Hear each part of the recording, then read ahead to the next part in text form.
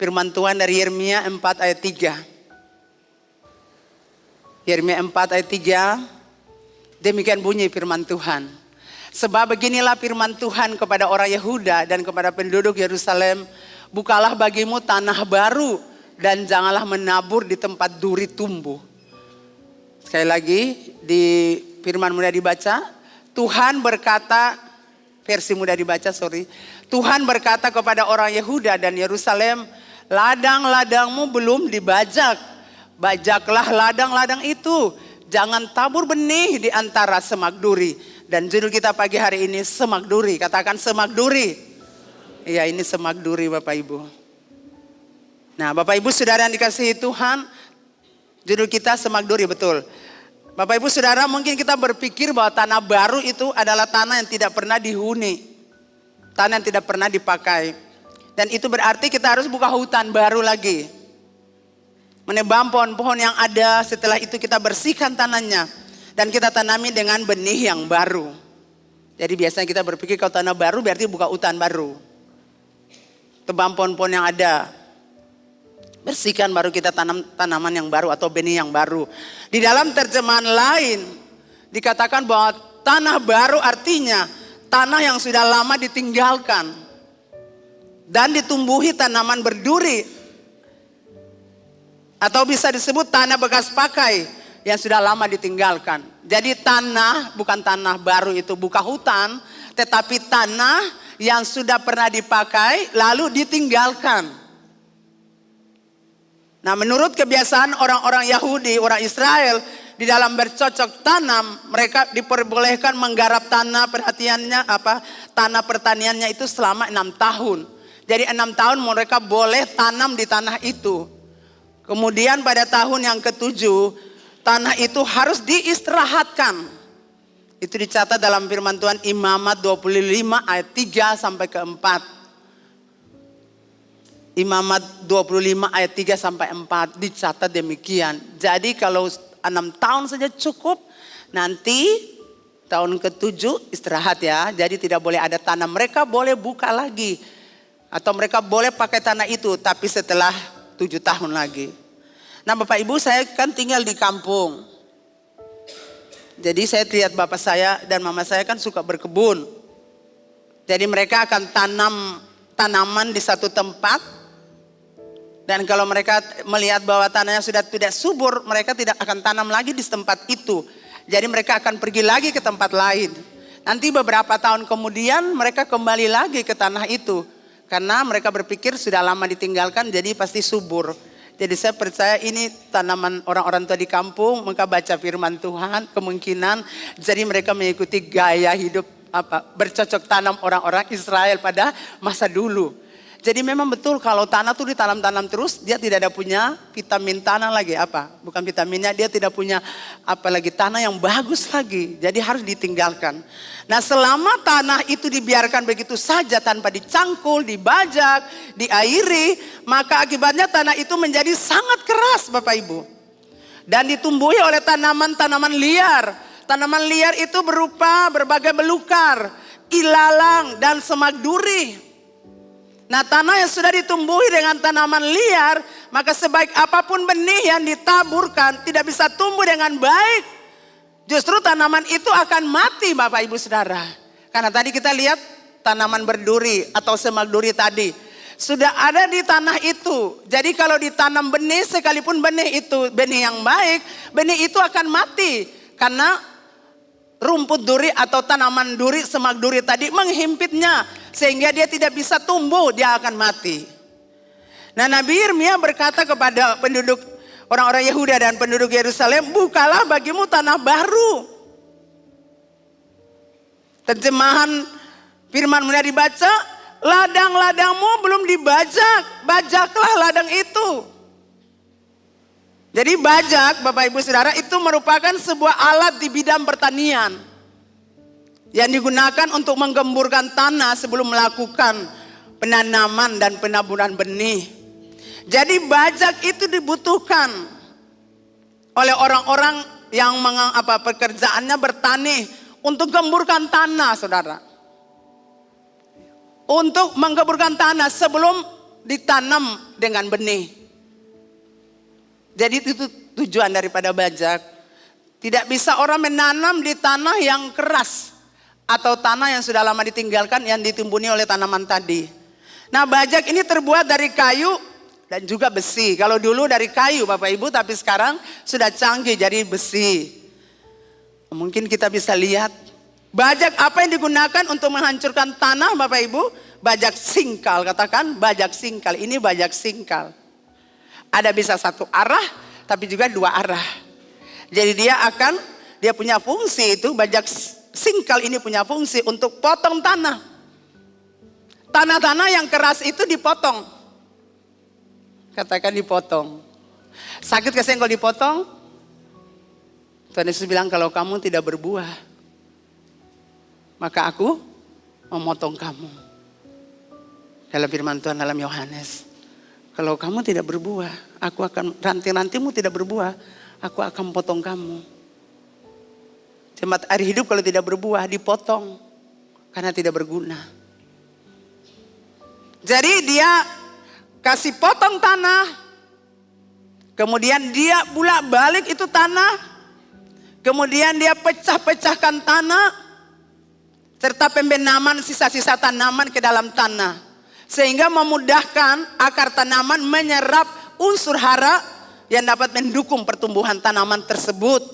Jadi setiap bibit yang mau ditaruh di tanah itu, kalau itu tanah keras harus kasih hancur dia. Jadi ini namanya proses penghancuran. Dipotong, kemudian dibulak balik lagi. Kemudian Kemudian dibulak balik, dipecah-pecahkan. Tanah itu kasih pecah-pecah dia dulu. Kasih bersih dia dulu. Seperti itu Bapak Ibu Saudara, baru bisa ditanam. Saya lihat Bapak saya juga itu potong dulu, itu pohon-pohon yang besar. Ilalang, semua tali-tali belukar. Kemudian dikasih tinggal begitu. Sudah panas, rumput-rumput sudah kering. Dibakar supaya yang tumbuh-tumbuh akar-akar apa semua selesai. Nanti ditinggalkan, baru setelah itu mereka bertanam. Jadi tidak bisa langsung ditanam benih di tempat yang seperti batu itu tadi, tanah batu, tanah keras. Karena tidak bisa menghasilkan. Nah begitulah keadaan hati seseorang yang sudah lama tidak tersentuh oleh mata bajak. Dan tidak mengalami aliran-aliran air hidup. Tanah hatinya sangat keras, katakan sangat keras. Hatinya sangat membatu dan dipenuhi dengan semak duri. Jadi sebaik apapun benih yang kita tanam, mungkin benih itu berkualitas, tapi tidak berguna karena tidak menghasilkan. Sebab benih itu akan mati Bapak Ibu. Dia tidak bisa bertumbuh. Keadaannya tetap kering dan gersang. Kerohaniannya tetap saja kerdil Bapak Ibu Saudara. Jadi seperti itulah kita Bapak Ibu. Kita seperti tanah yang keras. Seperti tanah yang membatu. Keras hati kita.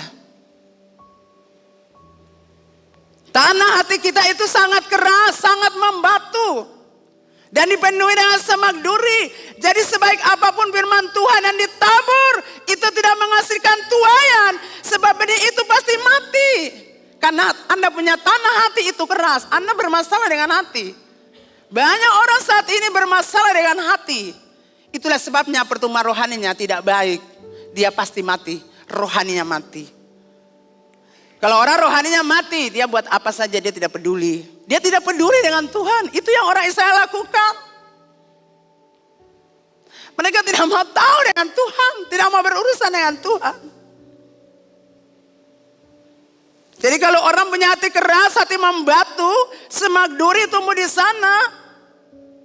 Berbagai beluka dan ilalang tumbuh di sana. Menyebabkan tidak bisa bertumbuh. Kering, gersang. Rohaninya tetap saja kerdil. Sudah lama di gereja, tapi rohani Anda kerdil. Anda tetap kanak-kanak dan tidak pernah bertumbuh menjadi dewasa. Dewasa dalam hal rohani Bapak Ibu, bukan dewasa dalam hal umur. Seperti perumpamaan tentang seorang penabur yang menaburkan benihnya. Kita lihat Lukas 8 ayat 6 sampai 7. Demikian bunyi firman Tuhan. Sebagian jatuh di tanah yang berbatu-batu dan setelah tumbuh ia menjadi kering dan tidak mendapat air. Sebagian lagi jatuh di tengah semak duri dan semak itu tumbuh bersama-sama dan menghimpitnya sampai mati. Kalau Bapak Ibu Saudara punya hati keras, hati membatu, maka sebaik apapun firman Tuhan yang ditaburkan tidak akan manfaat dalam hidup Bapak Ibu Saudara. Bapak Ibu Saudara akan tetap kerdil, tetap jadi bayi-bayi rohani sekalipun sudah lama di gereja, dan ini sangat miris. Seandainya orang lama di gereja, mereka mengalami kemajuan, mereka mengalami hal-hal yang luar biasa, peningkatan, pencapaian yang lebih besar, baik di gereja maupun di dunia sekuler di mana Bapak Ibu Saudara bekerja. Katakan amin. Nabi Yeremia berkata kepada orang Yehuda dan penduduk Yerusalem sebagai bangsa pilihan Tuhan. Dalam ayat 1 dan 2 dia berkata, bangsa Israel, bangsa Yehuda, penduduk Yerusalem kembali buat Tuhan. Jangan kau lari dari Tuhan. Yang kau harus lakukan adalah jauhkan berhala-berhalamu, jauhkan dewa-dewamu yang menjijikan itu, dan setialah dengan Tuhan. Amin Bapak Ibu. Yang sama juga untuk jemaat hidup Ambon. Kamu itu bangsa pilihan Tuhan. Kamu itu sudah ditebus, amin. Kita semua ini sudah ditebus oleh darah Yesus yang mahal. Kita sudah dibeli Bapak Ibu. Amin. Kita sudah diangkat dari lumpur dosa. Kita semua berdosa. Tidak ada yang tidak. Kita datang dari latar belakang keluarga yang hancur, berantakan. Kacau balau. Itulah sebabnya Yesus datang untuk menebus kita. Melalui darahnya kita dibersihkan, kita disucikan. Kita diangkat dari kegelapan. Kita diangkat dari hidup terkutuk. Dan kita diberkati Tuhan. Amin Bapak Ibu. Jadi Yeremia berkata, hai Yerusalem, kamu itu bangsa pilihan Tuhan. Kamu itu umat Tuhan. Kembali buat Tuhan. Kalau kamu hidup berdosa, jangan lari dari Tuhan. Kembali buat Tuhan. Dan setialah dengan Tuhan. Katakan amin. Jangan kalau Anda buat dosa, Anda lari dari gereja. Anda lari dari persekutuan komsel. Anda lari dari ibadah youth. Anda ke gereja. Karena di sini Anda dipulihkan. Amin. Disinilah Anda berjumpa Tuhan. Dan hidupmu pasti diubah. Setiap hari kita berperang. Kita jatuh bangun.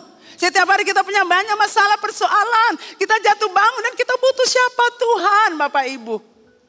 Kita perlu Tuhan, bukan yang lain. Mungkin Anda mau pergi belanja-belanja. Tapi saya mau bilang yang membuat Anda damai itu Tuhan. Ketika Bapak Ibu sudah dapatkan Tuhan, dapat semuanya. Tidak perlu cari sukacita. Kan dia datang sendirinya dari Tuhan untuk kita. Amin. Belanja boleh saja, jalan-jalan refreshing boleh saja. Tapi kalau pikir yang hati yang penuh duri-duri, tidak punya guna. Anda tidak menikmati hidup. Yeremia 4 ayat 22 berkata, sungguh bodohlah umatku itu. Mereka tidak mengenal aku. Mereka adalah anak-anak tolol. Dan tidak mempunyai pengertian. Mereka pintar untuk berbuat jahat. Tetapi untuk berbuat baik mereka tidak tahu. Jadi ayat ini menunjukkan bahwa umat Tuhan telah kehilangan kebijaksanaan. Katakan kebijaksanaan. Kebijaksanaan adalah pemahaman yang memungkinkan seseorang membuat keputusan secara baik. Serta menghindari konsekuensi yang buruk, itu bijak. Kita diajarkan di komsel, kita harus pintar. Tapi jangan lupa kita harus apa? Smart. Katakan smart. Pintar bagus, tapi harus smart. Anda harus bijak. Sehingga Anda tidak tertipu oleh orang-orang jahat. Makanya Bapak Gembala almarhum bilang apa? Jangan bodoh.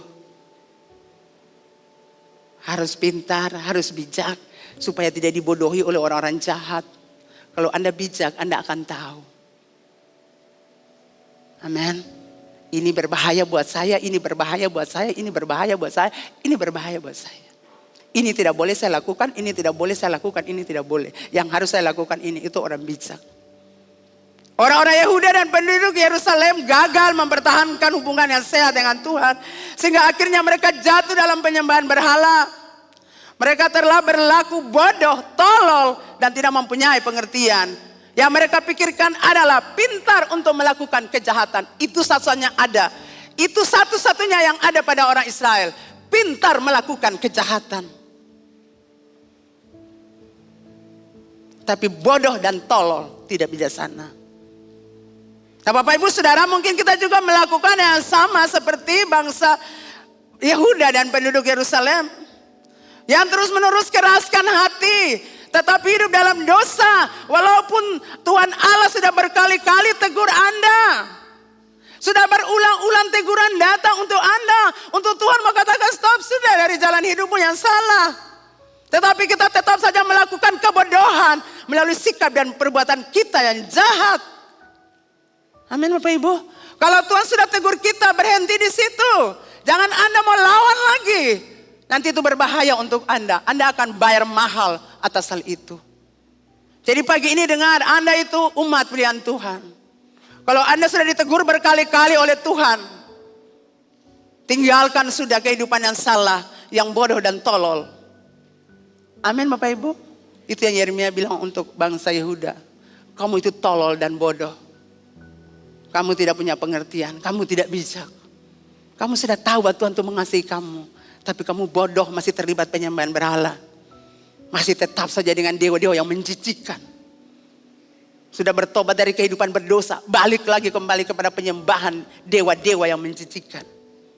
Sebab itu Bapak Ibu Saudara, hargai kasih karunia Tuhan. Katakan amin. Hidup takut Tuhan, hormati Tuhan. Firman Allah berkata, takut akan Tuhan adalah kunci kebijaksanaan. Amin. Mazmur 111 ayat 10a. Permulaan hikmat adalah takut akan Tuhan. Dan Amsal 9 ayat 10 BMK. Untuk menjadi bijaksana, pertama-tama orang harus mempunyai rasa hormat dan takut kepada Tuhan. Amin Bapak Ibu. Orang harus hormat Tuhan. Orang harus punya rasa takut akan Tuhan. Supaya Anda itu bijaksana. Sekali lagi, Bapak Ibu Saudara mau bijak, harus mempunyai rasa hormat akan Tuhan. Takut akan Tuhan. Di mana saja Anda berjalan, jangan lupa identitas Anda itu anak Tuhan. Identitas saya itu hamba Tuhan. Identitas saya itu pelayan Tuhan. Jangan Anda sembrono. Kalau Anda naik di sini dan hidupmu kacau balau, lalu jemaat bilang, kemarin beta baru dapat dia. Beta baru dapat lihat dia begini. Gitu. Jadi perlu hikmat sebagai pelayan Tuhan, sebagai hamba-hamba Tuhan. Anda perlu bijaksana dengan jalan hormati Tuhan Allah. Takut Tuhan artinya kita menyenangkan hatinya, melakukan firman-Nya. Amin. Amin Bapak Ibu. Yang kita ajar orang jangan perlente, kita perlente. Kita ajar orang jangan bohong, tapi kita bohong. Amin. Amin Bapak Ibu. Kalau kita berdiri tidak ada sesuatu yang menuduh kita. Karena kita tidak ada apa-apa. Tapi kalau Anda berjalan kebohongan dusta dalam pemberontakan, Roh Kudus tuduh Anda bahwa Anda tidak benar. Suara hati menuduh Anda tidak benar. Dan kalau suara hati dan suara Kudus sudah tuduh Anda, bertobatlah. Bapak Ibu diberkati? Bisa senyum kiri kanan? Ya. Ya. Nah, ada dua cara agar hati kita menjadi tanah baru yang siap untuk menghasilkan. Yang pertama, harus mencabut dan menghancurkan tanaman-tanaman liar yang tumbuh di hati Anda. Jadi supaya hati Bapak Ibu Saudara menjadi tanah yang baru, tanah baru yang siap untuk menghasilkan. Yang pertama, harus mencabut dan menghancurkan tanaman-tanaman liar yang tumbuh di hati Anda. Katakan amin. Katakan mencabut, menghancurkan. Makanya kalau Anda pelayanan, kita selalu bilang, cabut roh jahat. Amin. Cabut roh jahat dan sementara mengingat orang ini. Dan kami hancurkan roh itu. Tidak berkuasa lagi atas hidup orang ini.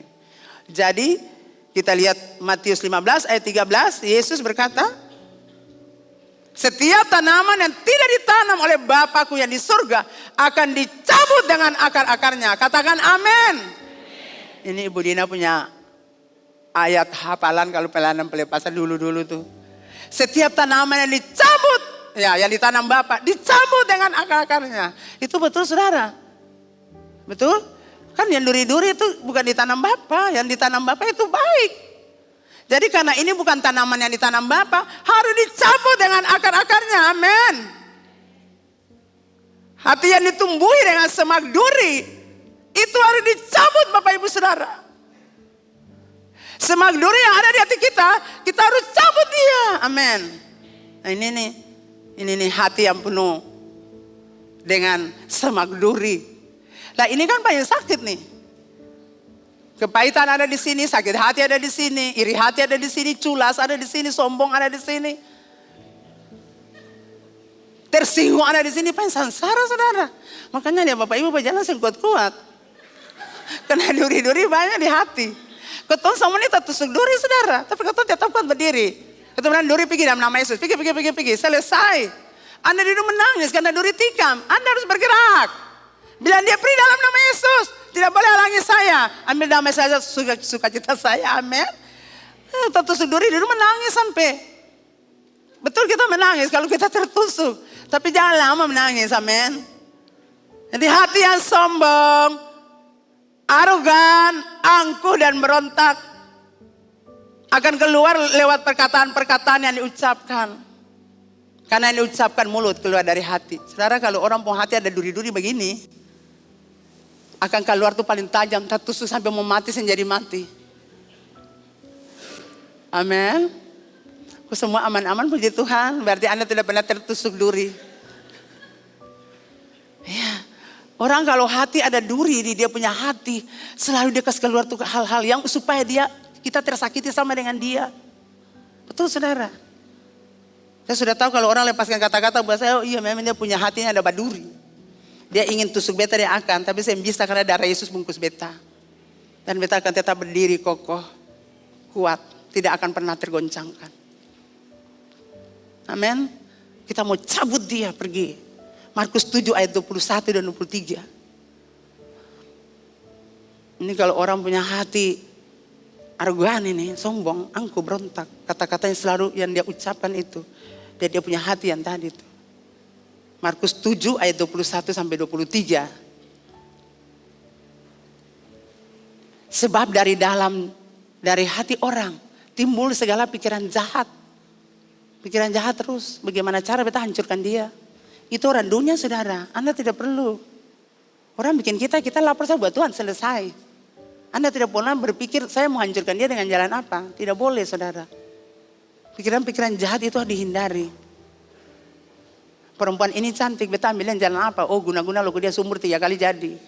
Dia ikut beta. Itu kayak guna, nanti Anda menderita.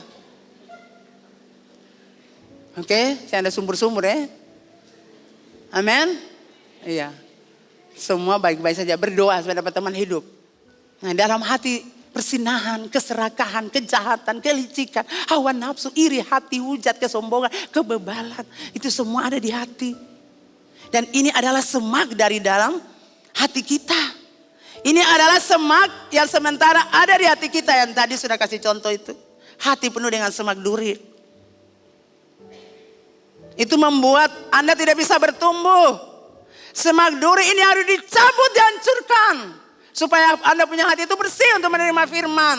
Jadi ke gereja Anda buka hati dengan firman. Anda tidak perlu tersinggung. Katakan tidak perlu tersinggung. Kemarin kami ikut Ibu Pastor Dina punya kuliah terbuka tuh. Anda tidak perlu ke gereja untuk tersinggung. Dan lihat orang dari atas sampai bawah. Ini gembala, ini dia baju, model apa, sepatu. Anda tidak perlu. Anda datang cari Tuhan Allah. Amin. Ini orang ini pakai baju apa nih? Ini orang ini pakai apa nih? Ini dia mata nih bagaimana nih? Sampai sudah ada biru-biru nih. Pakai apa sepatu kaca mungkin punyanya. Apa-apa di tali. Saya tidak perlu. Amin. Anda terlalu urus banyak orang. Ini terlalu dia lipstick tahu merah, dia pipi tahu merah. Seperti biarkan saja, jangan lu urus orang, amin. Ini hotman ini sembatul, sing arah nih sembatul ini. Anda dulu tenang saya, kalau tidak perlu, tidak perlu. Anda tangkap yang mana Anda mau tangkap, amin. Dan kalau Allah ada salah, Anda bicara dengan saya, amin. Halo Bapak Ibu diberkati. Tidak perlu tersinggung Bapak Ibu, walaupun pahit di hati, sakit. Tapi itu bukan Anda, bukan untuk Anda, itu untuk orang lain. Setiap kali saya pulang orang-orang selalu berkata, Mama terima kasih itu khotbah buat saya dari awal sampai akhir. Sebelum puji Tuhan, itu bukan untuk Anda, tapi orang lain membutuhkannya. Katakan amin. Ibu Pastorina kemarin bilang, ke gereja itu dengan hati murni sama berjumpa Tuhan. Anda tidak perlu tersinggung dengan khotbah yang disampaikan oleh hamba Tuhan. Tidak perlu. Itu duri, saudara. Duri itu yang membuat Anda selalu tersinggung. Jadi semak duri itu harus dihancurkan. Ilalang. Itu harus dihancurkan. Mudah tersinggung dan tetap tersinggung adalah ciri utama seseorang tidak dewasa rohani, tidak dewasa dalam emosi. Kalau saya tersinggung. Sampai kapan Anda piara tersinggung dalam hati Anda? Kalau sudah ada tersinggung, semua orang salah di mata Anda. Anda itu yang benar.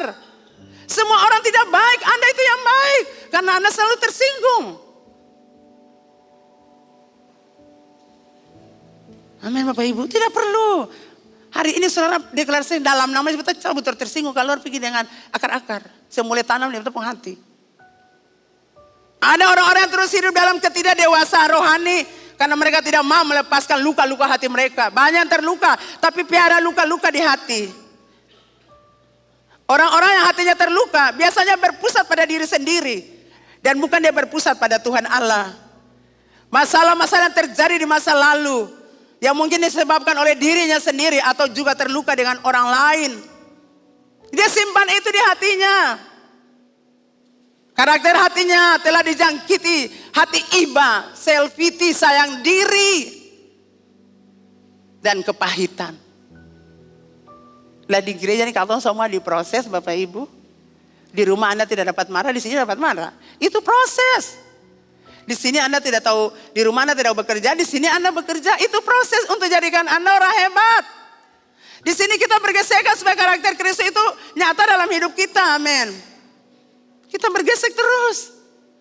Kemarin saya bilang untuk anak-anak, kamu loyal yang bertanggung jawab di gereja ini. Nanti besok-besok kamu di dunia sekuler sana, kamu sudah terbiasa dengan orang-orang di dunia sekuler. Di dunia sekuler itu ya banyak hal yang terjadi Bapak Ibu. Jadi kalau Anda sudah terbiasa tambantin di sini, ke sana Anda sudah biasa saja. Di rumah mungkin tidak dapat marah, tapi di sini dapat marah, itu bagus. Tapi itu proses Bapak Ibu. Anak-anak muda sama katakan itu proses. Anda tidak pernah dapat marah, tidak pernah kerja di rumah. Di sini Anda kerja, di sini itu proses saja untuk membentuk karakter Anda supaya ke depan Anda jadi orang-orang luar biasa. Katakan amin. Kalau Anda jadi nona manis, kapan karakter Anda terbentuk? Amin Bapak Ibu. Lah ketemu tiap hari, ketemu bergesek tiap hari. Saudara baca di WA atau di mana, sudah hati sudah tersakiti. Dan bukankah rasa sakit itu baik? Kita tidak mau rasa sakit. Kita mau semua aman. Tidak ada hidup aman di muka bumi Bapak Ibu Saudara. Amin Bapak Ibu. Jadi self-pity, sayang diri. Hidup dengan kepahitan. Kamu tidak boleh bikin saya seperti gitu. Kamu tidak boleh bikin saya seperti itu. Susah, Anda tidak bisa dewasa dalam rohani. Anda lama di gereja tapi Anda tidak dewasa. Anda memiliki hati yang luka. Luka-luka yang menganga. Yang terus saja berdarah. Dan menyebabkan sakit. Anda sakit karena luka itu Anda simpan. Dan pagi ini Tuhan bilang cabut dia. Dan hancurkan dia karena tidak berguna untuk pertumbuhan rohani Anda. Ini adalah semak duri Bapak Ibu. Yang menghambat pertumbuhan rohani Anda. Oleh sebab itu cabut dia dari hati Anda. Sekarang tidak boleh selfie lagi. Tetap bersuka cita. Kita laki ini sama, kita bapak baik. Laki ini paling kejahatan. Minum sopi, judi, panggil perempuan. Anda sudah jatuhkan pilihan untuk orang itu. Anda mulai berdoa untuk dia. Supaya dia jadi suami yang baik. Amin. Anda tidak bisa ke pengadilan dan katakan cerai. Tidak boleh. Amin. Terima orang itu, terima istrimu, terima suamimu. Saya percaya kalau Anda mau tekun berdoa, Anda akan melihat perubahan suami. Anda mau lari kepada siapa? Hanya kepada Tuhan. Bilang Anda punya keluhan itu. Amin. Jangan Anda lari kepada orang-orang yang salah. Anda tidak akan pernah tertolong. Anda harus lari kepada Tuhan. Amin. Jadi apa saja yang ada di hati kita, rumput duri kah, tanaman berduri kah, semak duri kah, kita mau cabut dia dari hati kita. Katakan amin. Ya. Yang kedua, relakan tanah hati Anda untuk dibajak. Kita katakan sama-sama, relakan tanah hati Anda untuk dibajak. Anda harus rela dibajak. Hatimu dibajak. Bapak Ibu, jika Anda ingin pertumbuhan rohani yang baik, bukalah hati Anda. Relakanlah hatimu untuk siap dibajak dari segala kebiasaan buruk Anda yang sedang mengikat, menjajah, menguasai, mendominasi Anda. Tanah hati Anda yang sudah keras, sudah membatu harus dibajak. Jika tidak dibajak, sampai kapanpun Anda tidak akan pernah menghasilkan. Jadi seperti tadi, bajak singkal. Ini dia bajak singkal. Dia punya fungsi tadi, potong. Apalagi bulak balik tanah, pecah-pecahkan tanah. Itu bajak itu. Dia ada dua arah ya, ada satu arah. Ini satu arah, ada dua arah juga. Jadi dia kasih proses penghancuran tanah yang keras. Jadi relakanlah hatimu untuk dibajak supaya Anda menjadi tanah baru yang siap ditanam benih. Amin. Bapak Ibu mau relakan hati untuk dibajak? Kalau tidak, Bapak Ibu tidak bisa bertumbuh. Bapak Ibu punya rohani mati sekalipun ada di gereja. Maukah Anda siap untuk hati Anda dibajak? Itu penghancurannya seperti gitu. Didorong ke sana, tanah dipotong-potong, ada yang lain juga tanah dipotong dulu, baru itu bajak itu masuk. Kasih hancur bulak-balik tanah. Kasih hancur bulak-balik sampai tanah itu jadi gembur. Sudah gembur baru ditanam benih. Saudara, Tuhan proses kita seperti itu. Jadi kalau Anda tidak mau diproses, saya pikir Anda keliru. Karena semua kita punya proses. Anak muda punya proses, orang dewasa punya proses, keluarga rumah tangga punya proses, pelayan-pelayan Tuhan punya proses. Kita semua masih proses Tuhan. Paling sakit, saudara. Betul? Bayangkan kita didorong ke sana, kemudian dihancurkan, kemudian ditarik lagi, kemudian sana lagi. Jadi banyak masalah bikin kita jadi mau jalan yang bisa, mau ke belakang yang bisa, mau berdiri juga yang bisa. Itu proses penghancuran. Supaya apa? Tanaman-tanaman liar itu, semak duri itu pindah dari hati kita. Kita banyak memiliki beban-beban yang ada di hati. Tanaman-tanaman liar di hati. Sehingga kita tersakiti terus. Jadi relakan hatimu untuk dibajak. Supaya Anda menjadi tanah yang baru, yang siap ditanami benih. Sangat sakit seperti tadi Bapak Ibu. Itu hidup kita, itu hati kita. Dibajak oleh Tuhan. Dengan berbagai macam persoalan, masalah, tantangan. Supaya yang muncul itu adalah tanah yang baru. Yang siap ditanami benih. Yang muncul adalah tanah yang sudah digembur-gemburkan. Tanah yang subur, yang siap ditanami benih. Untuk akhirnya melihat hal-hal besar. Jadi kalau Bapak Ibu tidak mau, hamba-hamba Tuhan tidak mau masuk proses Tuhan, sangat menyedihkan. Nah, Bapak Ibu, Tuhan bahkan siap mengubah hati kita menjadi seperti hatinya melalui transformasi supranatural. Katakan transformasi supranatural. Iya, karena Tuhan mengasihi Anda Bapak Ibu. Tuhan mau mengubah hati Anda menjadi seperti hatinya. Tapi melalui transformasi supranatural. Hanya karya Roh Kudus dalam diri kita yang dapat memberikan transformasi total dari hati kita. Tuhan ingin Anda berserah kepadanya.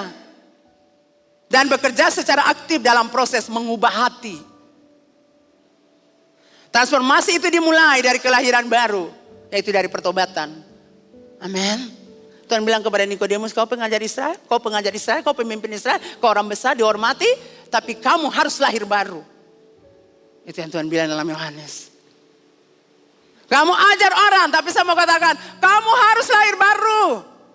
Kamu harus bertobat. Amin. Ya, itu orang besar. Tapi Tuhan bilang buat dia, kamu harus bertobat. Karena yang ada di hatimu duri-duri. Tanaman berduri. Kamu bisa saja orang-orang bangga kamu, kagum dengan kamu. Tetapi hatimu perlu pertobatan. Amin Bapak Ibu.